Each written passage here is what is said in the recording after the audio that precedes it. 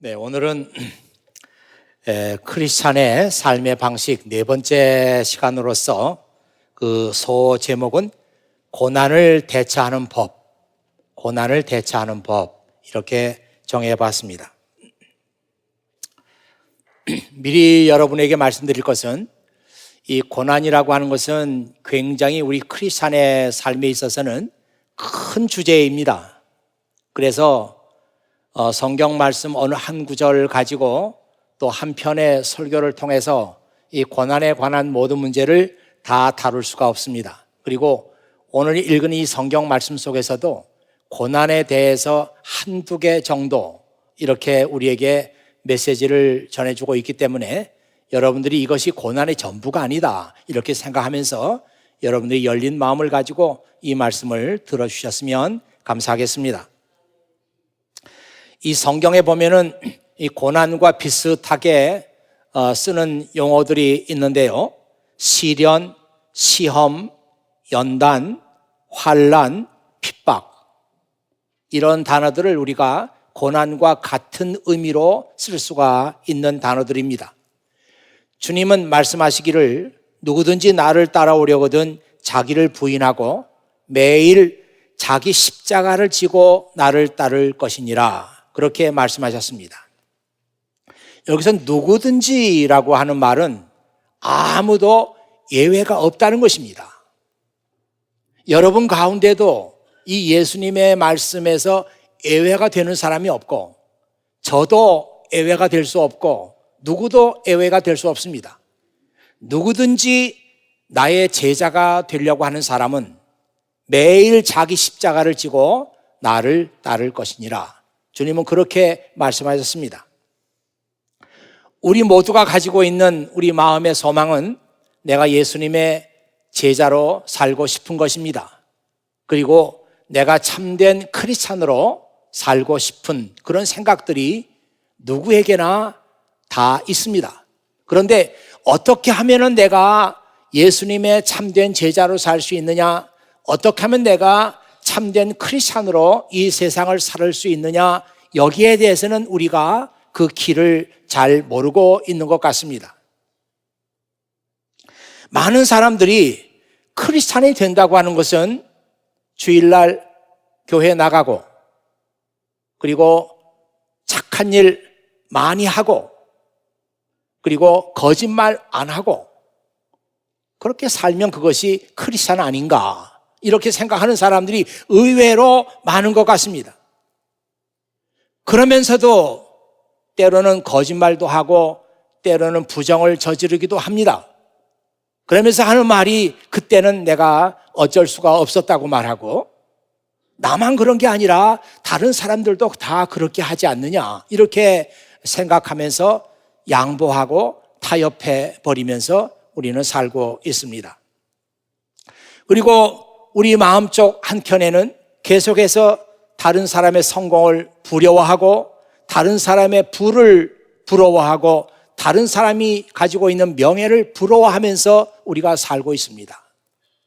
우리 크리스찬의 마음 한쪽에 늘 자리 잡고 있는 것이 뭔가 하면 어떻게 하면 내가 남보다 더 여유 있게 어떻게 하면 편안하게 내 삶을 살 수 있을까 그런 생각들을 우리는 하고 있습니다.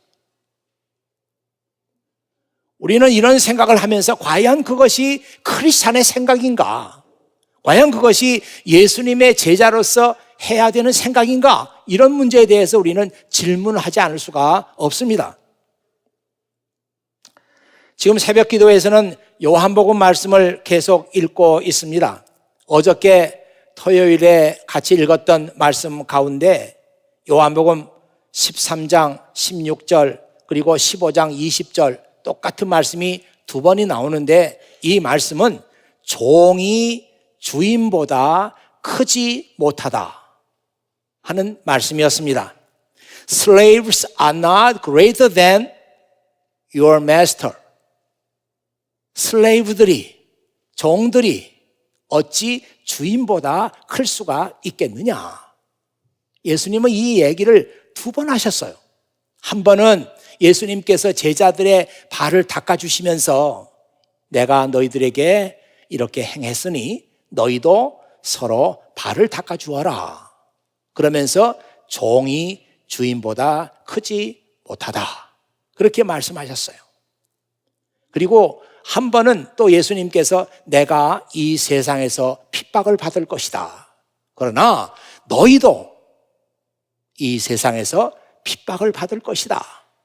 종이 주인보다 크지 못하다. 그렇게 말씀하셨어요. 이 말씀이 우리 믿음 생활 가운데 얼마나 중요한지 모릅니다. 이 말씀을 여러분 머리로만 이해하지 말고 몸으로, 행동으로, 여러분의 진실한 삶으로 종이 주인보다 높지 못하다고 하는 이 말씀을 우리는 실천해 나가야 합니다. 주인이 누굽니까? 바로 예수 그리스도예요. 종이 누굽니까? 우리예요. 종이 어찌 주인보다 클 수가 있겠습니까? 아니, 주인이 허리에 수건을 동이고 다른 사람의 발을 닦아주시면서 섬기는 삶을 살고 있는데 종인 우리가 어떻게 그렇게 하지 않을 수가 있겠습니까? 아니, 주인이신 예수님께서 이 세상에서 핍박을 받으신다고 말씀하셨는데 그분의 종인 우리가 어떻게 편안한 삶을 생각할 수가 있겠습니까? 그래서 지난 새벽 기도 때도 한번 이렇게 해봤더니 아주 효과가 좋았어요. 그래서 오늘도 그 효과 좋은 것을 한번 해보려고 합니다. 제가 하여튼 무슨 얘기를 하면 여러분은 무조건 제 말이 끝나면 종이 주인보다 크지 못합니다. 그렇게 하시면 되는 거예요. 제가 다 보고 있으니까요, 웃기만 하고 안 하거나 그러지 않기를 바랍니다. 다 그냥 하세요.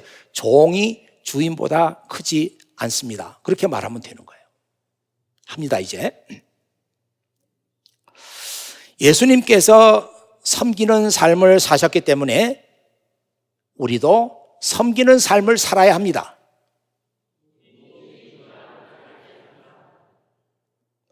예수님께서 우리를 사랑하셨습니다. 그러니 우리도 서로 사랑해야 합니다.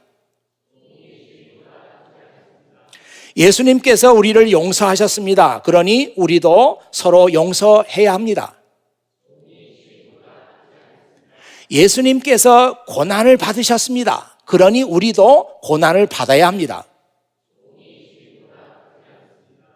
예수님께서는 하나님의 뜻에 죽기까지 순종하셨습니다. 그러니 우리도 하나님의 뜻에 죽기까지 순종해야 합니다. 이젠 마지막 한 개 남았는데요. 이건 좀 위험해요. 그래도 여러분이 해야 됩니다. 예수님께서는 이른 새벽에 기도하셨습니다. 그러니 우리도 이른 새벽에 일어나 기도해야 합니다. 여러분은 종입니다. 주인보다 크지 않아요. 그러니 주인께서 이렇게 하셨는데 우리가 어찌 편하게 있을 수가 있겠습니까?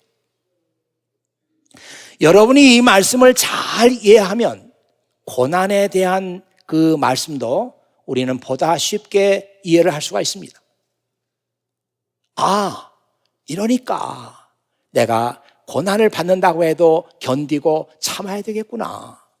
이 시기를 내가 믿음으로 이겨나가야 되겠구나. 이런 위로와 소망이 종이 주인보다 크지 못하다. 그 말씀을 여러분이 잘 이해함으로써 하나님께서 여러분에게 그런 마음들을 주실 줄로 믿습니다. 베드로 전서와 후서는 베드로가 서기 65년경에 그 당시에 신앙의 박해를 피해서 흩어져 살던 디아스포라 크리스찬들에게 쓴 편지입니다. 이 서기 65년이라고 하는 이 연도를 특별히 강조하는 이유는 여러분 알다시피 로마에 대화재가 일어났는데 그 화재가 서기 64년 7월 18일에 일어났습니다. 그러면 65년에 베드로가 이 편지를 썼을 때는 화재가 일어난 지 약 1년 후에, 다시 말하면 크리스찬들이 로마로부터 극심한 박해를 받고 있을 때입니다.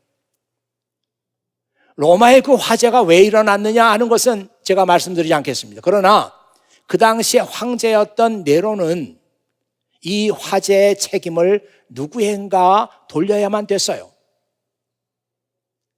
그 책임을 네로는 기독교인들에게 돌렸습니다. 그래서 이 크리스찬들에게 아주 혹독한 핍박과 박해가 시작이 된 거예요. 그 전까지는 별 어려움이 없었어요. 그 전까지 디아스포라 크리스찬들이 받는 박해와 핍박이라고 하는 것은 주로 자기 동족이었던 유대인들을 통해서 오는 핍박과 박해였어요. 그런데 네로 이후부터 시작된 그 핍박과 박해는 유대인들로부터 오는 것이 아니라 로마로부터 온 것이었습니다.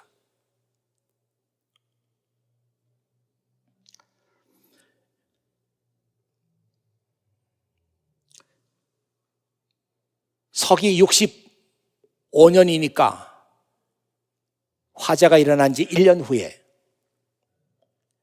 크리스찬들은 로마에뿐만 아니라 저 지중해 연안 도시에 흩어져 있던 디아스포라 크리스찬들에게 엄청난 핍박과 박해가 몰려왔습니다. 베드로가 디아스포라 크리스찬들에게 편지를 썼을 당시의 상황을 여러분들이 머리로 그려봐야 되겠습니다. 아마 어떤 크리스찬들은 그 박해를 견디다 못해가지고 배교하는 크리스찬들이 있었을 거예요. 난 더 이상 주님을 믿지 않겠다. 그 배교이죠. 또 어떤 크리스찬들은 그 박해와 핍박을 피하기 위해서 거짓말하는 그런 크리스찬들도 있었을 겁니다. 혹간 어떤 크리스찬들은 자기 동료들을 고발하는 그런 크리스찬들도 있었을 거예요. 그러나 우리 생각하기를 대부분의 많은 크리스찬들은 생명의 위협을 느끼면서 언제 무슨 일이 일어날지 모르는 불안과 공포를 가지고 하루하루 전전긍긍하면서 살고 있었을 겁니다. 제가 터키에 있는 데린쿠유라고 하는 그런 카타콤에 가봤습니다. 사실 이 카타콤은 공동묘지예요. 크리스찬들은 남의 눈을 피해서 이 공동묘지에 모여가지고 예배를 드렸던 것입니다. 이 데린쿠유 카타콤은 그 규모가 엄청나게 큰 규모예요. 예배 장소는 지하 5층으로 내려가야 됩니다. 깊이로 따지면 65m예요. 그 예배 장소로 내려가는 길은 미로처럼 얽혀 있습니다. 한번 길을 잃으면 찾을 수가 없어요. 그리고 그 길이 아주 좁은 동굴식으로 되어 있기 때문에 어떤 때는 기어서 들어가야 합니다. 제가 그 길을 기어서 가기도 하고 겨우 빠져나가면서 군데군데 보니까 수많은 사람들이 만졌던 그 손때가 묻어 있어요. 아, 1세기의 크리스찬들은 이렇게 박해와 핍박을 피해가면서 생명의 위험을 무릅쓰고 주님을 섬겼구나 하는 그 초대교회 신자들의 그 숨결이 그 벽을 만질 때 같이 느껴졌어요. 오늘 읽은 베드로 전서 말씀은 이런 시대적인 배경을 알고 읽어야 이 말씀을 제대로 이해할 수가 있습니다. 먼저 이 베드로의 편지를 보면은 그가 시편 34편 12절에서 16절 말씀을 그대로 인용해 가면서 그 말씀을 디아스포라 크리스찬들에게 전달하고 있습니다. 제가 한번 읽어볼 테니까 여러분들이 화면을 보면서 따라 읽으시면 되겠습니다. 행복한 나날을 보내며 인생을 즐겁게 살기를 원하는 사람은 악한 말과 거짓말을 해서는 안 됩니다. 악한 행동을 그치고 선한 일을 하며 평화를 찾고 그것을 위해 힘써 일해야 합니다. 주님은 선한 사람을 찾으시고 그들의 기도에 귀를 기울이시지만 악한 일을 하는 자는 멀리 하십니다. 의로운 사람들이 부르짖을 때 여호와께서 들으시고 모든 어려움으로부터 그들을 건지십니다. 여호와는 마음이 상한 사람 곁에 계시고 낙심한 사람들을 붙들어 주십니다. 의로운 사람에게도 어려움이 많을 수 있습니다. 그러나 여호와께서는 모든 어려움에서 구해 주실 것입니다. 여호와께서 그들의 뼈마디 하나도 꺾이지 않게 완전하게 지켜주실 것입니다. 악한 자들은 자기들이 저지른 악 때문에 죽을 것이고 의로운 사람은 미워하는 자들은 반드시 벌을 받게 될 것입니다. 이 말씀을, 이 시편을 쓴 사람이 누구냐? 여러분이 잘 아는 다윗입니다. 그 시편 34편을 찾아보면은 다윗이 아비멜렉의 손에서 빠져나오면서 이 시편을 썼다, 그렇게 나와 있습니다. 그때는 다윗이 가장 인생에 있어서 어둡고 절망적인 그때였습니다. 사울이 자기를 죽이기 위해서 군대를 동원해 가지고 그를 추격합니다. 그러니 이스라엘 땅에는 어디 숨을 데가 없어요. 그래서 그가 생각한 것이 이스라엘과 적대 관계에 있던 블레셋 진영으로 내가 몸을 숨기면 내가 안전할 것이다 생각하고 블레셋 진영으로 들어간 거예요. 그래서 얼마간 동안 몸을 숨기고 있었는데 그만 정체가 탄로났습니다. 그래서 아비멜렉이라고 하는 이 블레셋 왕에게 끌려간 거예요. 이 절명의 위기 속에서 이 다윗은 미친 척 연기를 합니다. 침을 흘리고 걸음걸이를 아주 어그적 이렇게 걸으면서 완전히 미친 사람 흉내를 내요. 그랬더니 그 아비멜렉이 다윗을 보고, 야, 이런 사람은 죽일 가치도 없다, 이거 완전히 미친 사람이구나, 그러면서 쫓아내라고 합니다. 그 덕분에 다윗은 구사일생 목숨을 구하게 돼요. 그러면서 이 시편 34편을 쓴 거예요. 이 시편 가운데는 그 위험 가운데서 자기를 지켜주시고 자기에게 생명을 허락하신 하나님께 감사하는 구절이 나와요. 그리고 잘 읽어보면은 사울에 대한 미움이 있습니다. 그러나 어느 한 구절을 봐도 직접 사울을 어떻게 해달라든지 사울의 생명을 어떻게 하라든지 그런 얘기는 나오지 않아요. 이 다윗은 그 마음의 미움을 승화시켰어요. 하나님은 공의로우신 하나님이십니다. 하나님은 옳고 그른 것을 잘 판단하시는 분이십니다.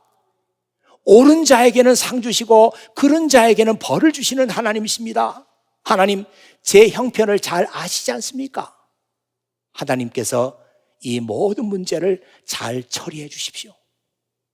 그렇게 기도한 것이, 그렇게 기도하며 시를 쓴 것이 시편 34편이란 말이에요.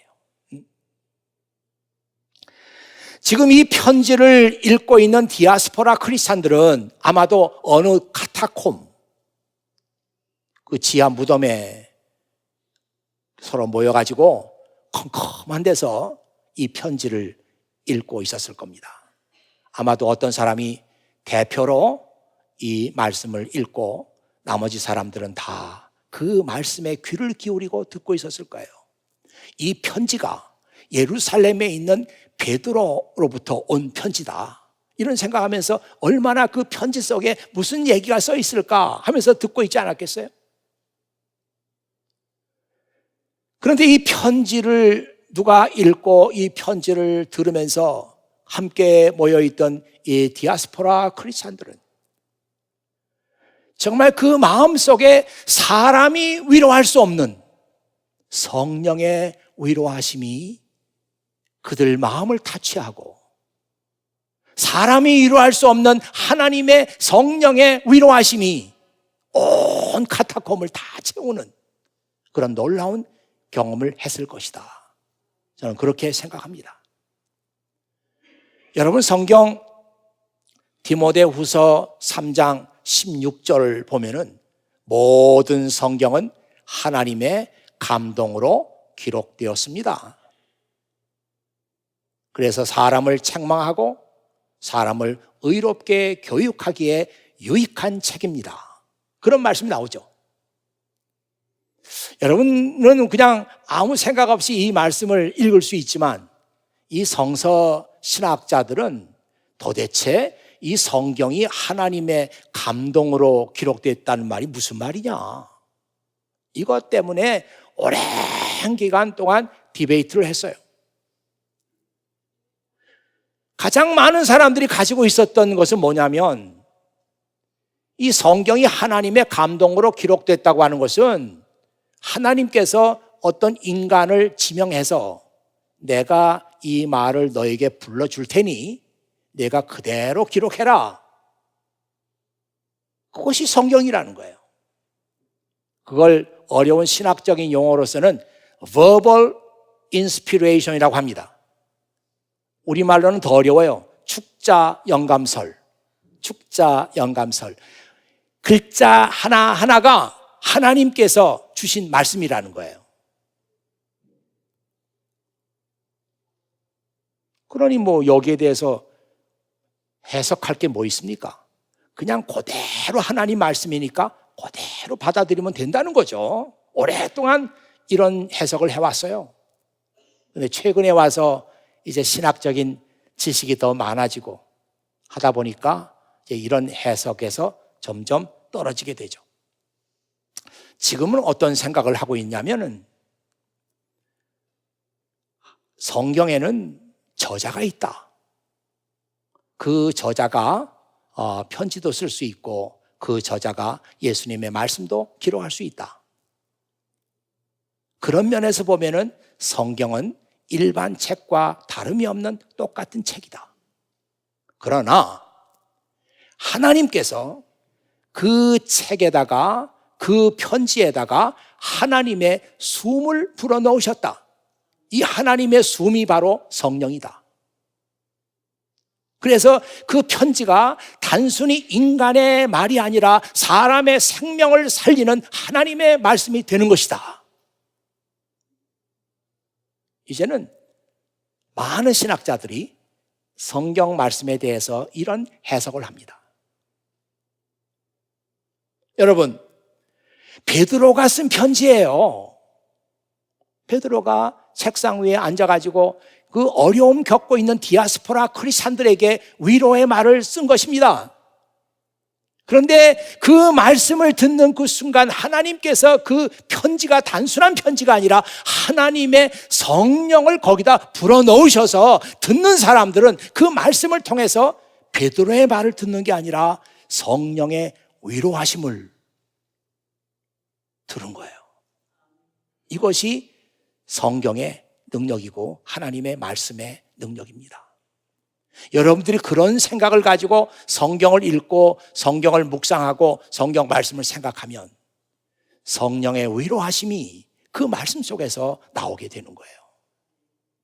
그 컴컴한 지하 카타콤에 모여있던 그 디아스포라 크리스찬들이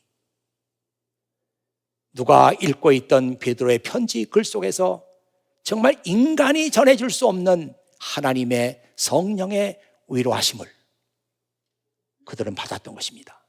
그런데 그 위로하심이 얼마나 큰 것이냐 하면 그들 마음속에 가지고 있던 두려움과 공포, 이것을 충분히 이기고도 남는 하나님의 위로하심을 그들은 경험했던 거예요.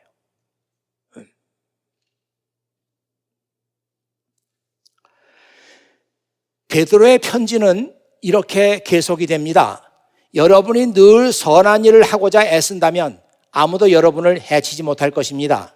때로는 옳은 일을 함으로 고난을 받을 때도 있을 것입니다. 하지만 하나님께서는 그러한 순간에 여러분에게 복을 주실 것입니다. 여러분이 두려워하는 것을 두려워하지 말며 겁내지 마십시오. 어떤 때는 우리가 이 말씀을 읽을 때, 야, 어떻게 이런 말씀이 성경에 있냐? 우리가 이렇게 이 말씀을 순종하고 이렇게 지키면서 어떻게 살아갈 수가 있느냐? 여러분, 이 말씀 속에 우리 크리스찬이 당하는 고난의 문제 하나를 지금 다루고 있습니다. 우리가 당하는 이 고난 속에는요, 원인이 분명한 게 있어요. 아, 이래서 내가 이 고난을 당하는구나, 이 어려움을 겪는 거구나 아는 게 있어요. 그러나 어떤 것들은 원인을 알 수 없는, 이유를 알 수 없는 그런 고난이 있습니다. 아니, 내가 뭘 잘못했나? 내가 거짓말한 적도 없고 내가 한 것은 착한 일을 한 것밖에 없는데 내가 왜 이런 고난을 당해야 하지? 그런 고난이 있다는 거예요. 여러분에게 이 고난이 있습니다. 아직 이 고난을 받지 않는 분들은 언젠가는 이 고난을 겪게 될 거예요. 이유 없어요. 원인 알 수 없어요. 내가 잘못한 게 없어요. 난 거짓말한 것도 없어요. 나는 그냥 착하게 살았던 거예요. 그런데 고난을 받는 경우가 있다. 근데 가만히 성경을 읽어보니까 아니, 예수님께서 그런 고난을 당하신 거예요. 여러분, 베드로 전서 2장 22절에서 23절 한번 제가 읽어보겠습니다. 예수님은 죄가 없으시며 거짓말을 한 적도 없으십니다. 그는 모욕을 당해도 욕하지 않으시고 고난을 받을 때도 위협하지 않았습니다. 아니, 예수님 무슨 거짓말을 한 적이 있습니까? 죄를 진 적이 있습니까? 그런데도 모욕을 당하고 그런데도 예수님은 고난을 받으셨어요. 문제는 우리에게 이런 고난이 있을 때 우리가 이 고난에 어떻게 대처하느냐 이것이죠. 여러분 어떻게 하시겠어요?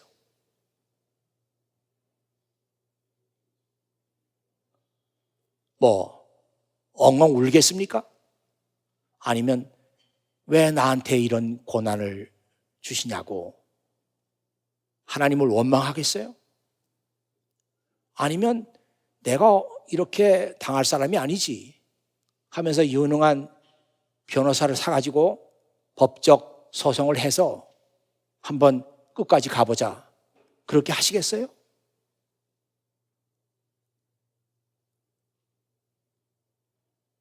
우리는 여기서 해결책을 찾아야 하되 크리스찬적인 해결책이 뭐냐? 그걸 찾아야 되는 거예요. 고난을 대처하는 법.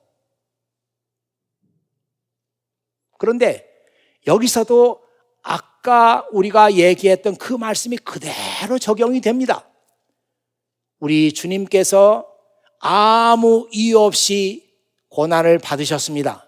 그러니 우리도 아무 이유 없는 고난을 받을 때도 있습니다. 그러면 여러분들이 뭐라고 말해야 돼요? 종이 주인보다 크지 않습니다. 여러분 이 말씀을 잘 들으세요. 이 성경에 보면 예수님께서 그런 이유 없는 고난을 받으신데 그때 예수님은 참으셨다고 그랬어요. 하나님을 생각하며 참았대요. 좀 이해가 안 되시죠? 하나님을 생각하며 참았다. 하나님을 생각하면서 참았다고 하는 것은 하나님께서 모든 일을 해결해 주시리라. 하나님을 생각하며 참았다고 하는 것은 하나님께서 공의로우신 분이니까 이 일에 대해서 반드시 내가 잘못이 없다면 리워드를 주실 것이다. 갚아주신다는 거야, 하나님께서. 예수님은 그런 하나님을 생각하면서 참았다. 그러면 우리도 오늘 살아가면서 이유 없이 어려움 겪고 힘든 일을 당하고 이런 일이 우리에게 있는데 그때 우리도 예수님처럼 하나님을 생각하며 하나님께서 갚아주신다. 그런 마음을 가지고 우리가 이 고난에 대처해야 되는 것이 아니냐. 여러분 한번 화면을 보세요. 14절 말씀에 이렇게 나와 있습니다. Even if you suffer for doing what is right. 뭔가 옳은 일을 하다가 당신이 고난을 받습니다. God will reward you for it. 그러면 하나님께서 이 문제에 대해서는 하나님께서 reward you, 그러니까 갚아 주십니다. 하나님은 공의로우신 분이에요. 어떤 식으로 갚으실지 모르지만 하나님께서는 아무 이유 없이 고난당하고 아무 이유 없이 어려움 당하는 사람을 갚아주신다. So, don't worry or be afraid of their threats. 아무 이유 없이 너를 협박하고 아무 이유 없이 너를 해치고 아무 이유 없이 너에게 상처를 주고 아무 이유 없이 너의 것을 빼앗는 그 사람 두려워하지 마라. 염려하지 마라. 하나님께서 갚으신다. 아니, 주님도 그렇게 생각하면서 그 시간을 참았다는 거예요. 여러분, 이것이 크리스찬이 고난에 대처하는 법입니다. 상당히 소극적이고, 야, 그런 거야? 굉장히 힘들겠구만. 우리 주님은 그렇게 하셨어요. 이것이 종이 주인보다 크지 못하다고 하는 진리를 믿는 사람들이 따라야 할 길입니다. 자, 두 번째로 마지막 문제인데요. 다른 사람을 구원하기 위한 고난이 있다. 우리는 이 고난에 대해서 제일 주목해야 돼요. 내가 받는 고난 가운데 다른 사람을 위해서 받는 고난이 있다. 이게 정말 크리스찬 아닙니까? 이 고난에 대해서 잘 알고 이 고난을 기뻐해야 이게 진짜 크리스찬의 모습이 거기서 나오는 거 아니에요?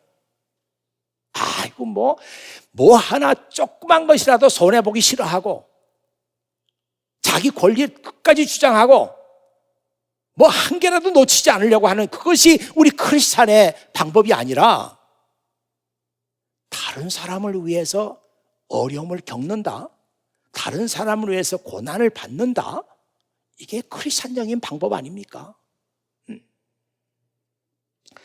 이런 고난을 우리는 대속의 고난이라고 합니다. 대속의 고난. 예수님께서 대속의 고난을 받으셨어요. 여기도 우리는 똑같이 말할 수 있죠. 예수님께서 대속의 고난을 받았으니까 우리도 대속의 고난을 받아야 합니다. 종이 주인보다 크지 않습니다. 그렇잖아요? 아니, 주님은 주님이시니까 대속의 고난을 받으시든지 알아서 하시고 우리는 좀 곤란합니다. 혹시 여러분 가운데 이 말씀 들으면서도 그런 생각하는 사람이 있으면 그 사람은 자기가 예수님보다 크다고 주장하는 사람이에요.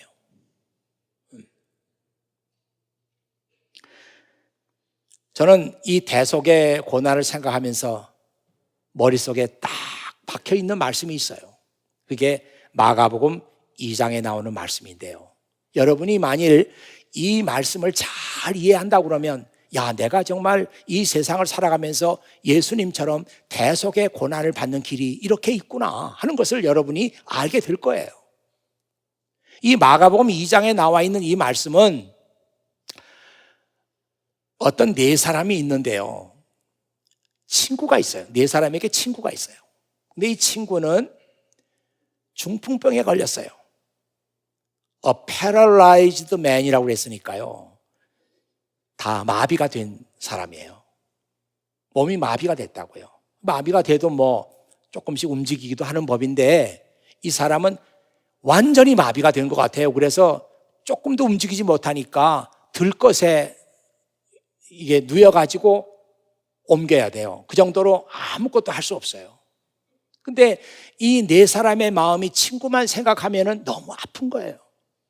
야, 내 친구 걔 저 벌써 몇 년째 이렇게 아무것도 못하고 누워있느냐. 그들이 생각한 것은 뭔가 하면 이 친구를 데리고 예수님께 가자. 예수님께는 못 고칠 병이 없다고 그러는데 이 친구 데리고 예수님께 가자. 그래서 네 사람이 들 것을 마련해 가지고 친구를 뉘고 이게 네 귀퉁이를 하나씩 이제 들고 예수님께 간 거예요. 근데 그날 예수님은 가버나움에 있는 어떤 집에서 설교 말씀을 하고 계셨어요. 보통은 집에서 설교하는 경우가 없는데 그날은 그랬어요. 뭐 사람들이 그냥 꽉 찼어요.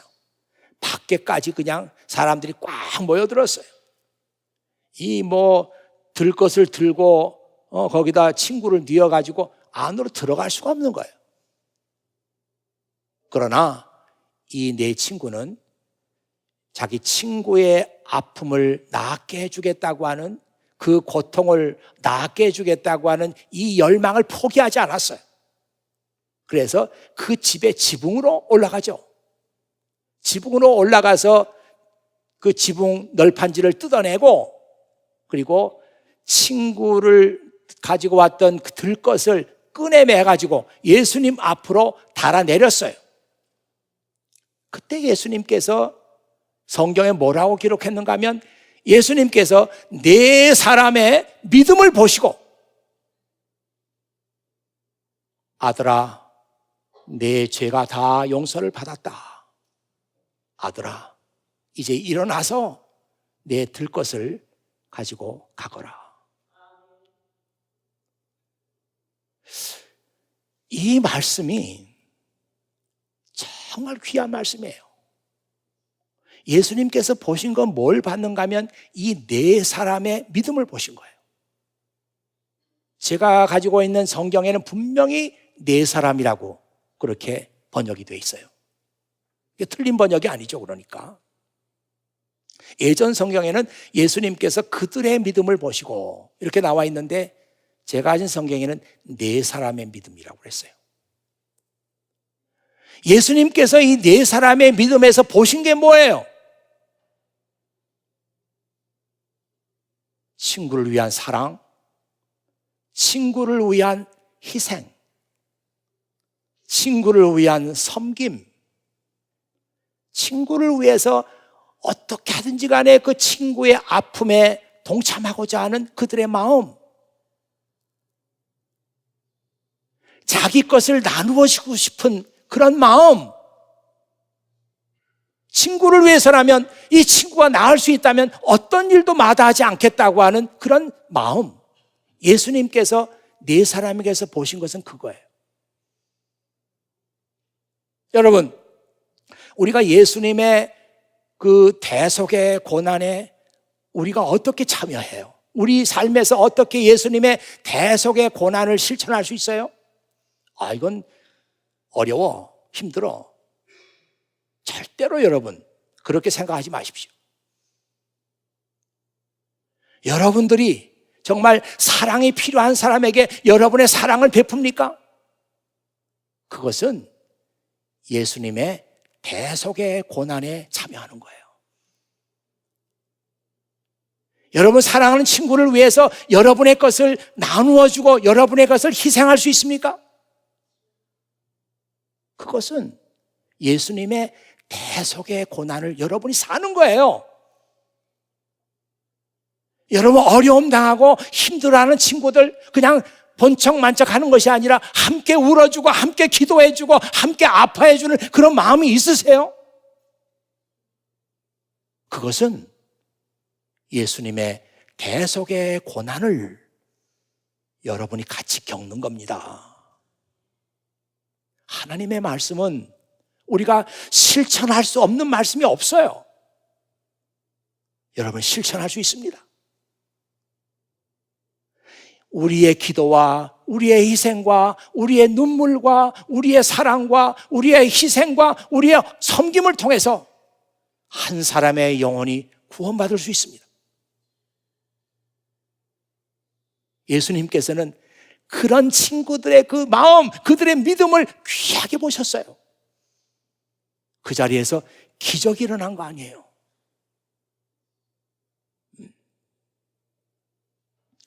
우리가 정말 하지 않아야 될 것은, 하나님 말씀은 내가 지킬 수 없어,